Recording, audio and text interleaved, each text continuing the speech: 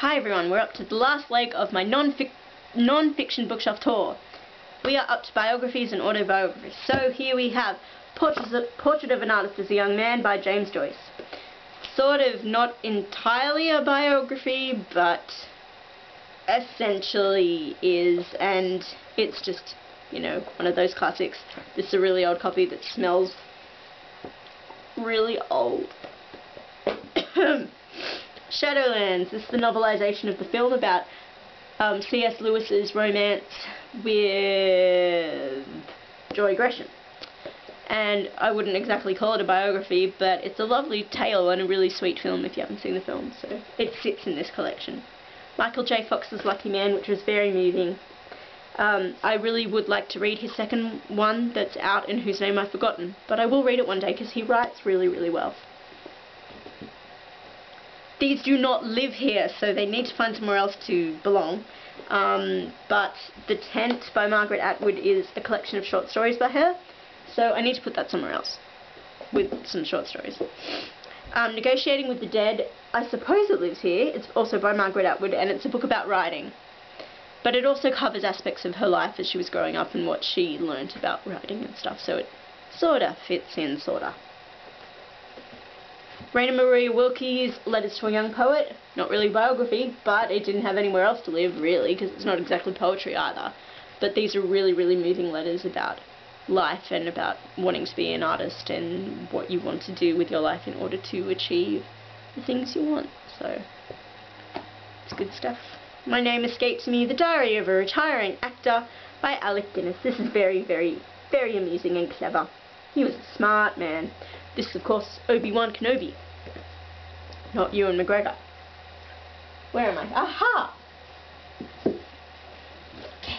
Oh, the mess that is around me right now. Anne Frank's Diary of a Young Girl. Oh, poor thing. She wanted to be an actress. Becoming Jane Austen. This apparently is the source that was used to make the film Becoming Jane, so I don't think it's entirely accurate historically. Maybe. People can't really say. Jane's not around to say that's not true, but it's still a good read. It's mainly about her relationship with Tom Lefroy. Marcel Proust's first book in the Search of Lost Time series being Swan's Way. And although it's a novel, it essentially chronicles his life, really. So this is the first one, and my god, is it dense. I've only got 2 pages in. I don't know how Rory from Gilmore Girls did it. She said it took her a long time, but she read this darn thing, so good grief.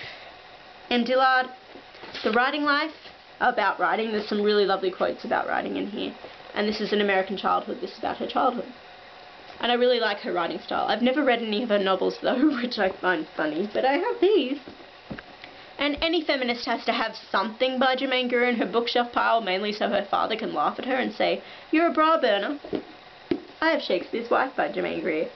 And I've only really read the introduction, but the introduction was certainly interesting enough.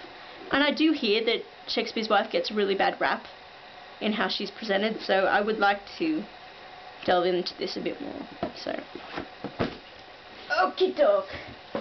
We're in the last leg. Don't laugh at me. I have Billie Piper's Growing Pains, which is quite moving. And I don't mind her. I didn't really mind back when she had her pop music, and I've enjoyed her as an actress. I was a huge fan of her in Doctor Who.